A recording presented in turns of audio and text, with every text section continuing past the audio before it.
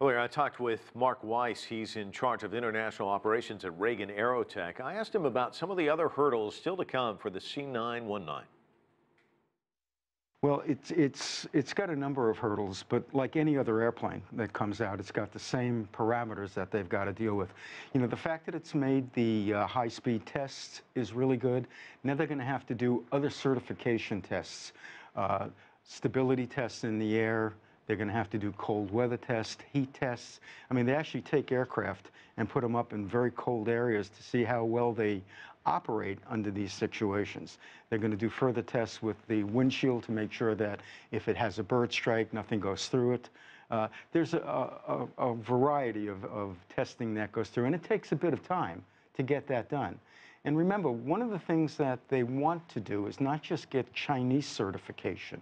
What they really want and need is certification from EASA, which is the European Aviation Safety Agency, the FAA, the Japanese, because without that, these aircraft are not going to be allowed to fly into those markets.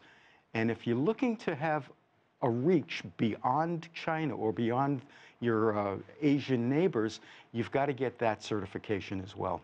What does this mean for Chinese aviation industry? I mean, we're looking at the first regional aircraft just began commercial operations, I was reading, less than 1 year ago. So what does this mean in terms of milestones? Well, it's a big achievement for China, and it's something that they certainly need on the world stage, because one of the ways other countries will view you is what kind of production do you have in the aerospace industry.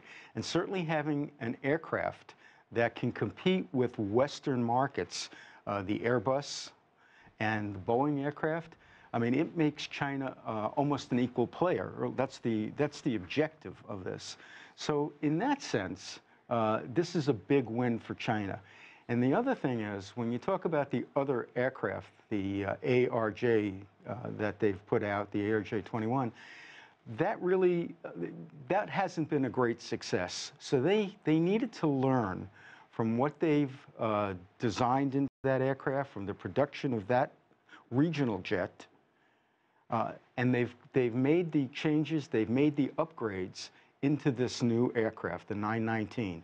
So hopefully on the world stage, it will be accepted as almost an equal player to the Airbus 320 series and the Boeing 737. To your point, this is a piece from Forbes in 2015. The aircraft has received international recognition at the Dubai Air Show. Chief executives of Middle Eastern air carriers hailed the plane as much-needed competition in a market dominated by Boeing and Airbus, as you well know. So how does this shake up the market, or does it? Is this a steep incline, sort of like taking off? It takes a while to actually kind of hit stride. Yeah, and you got to be careful when you take off. You don't pull back too hard and stall the airplane. So an equalizer, I'm not really sure that it's going to be an equalizer. Remember how, you know, I flew 737s over 30 years ago. There's more than 8,000 Airbus aircraft already flying. There's already more than 8,000 737s flying.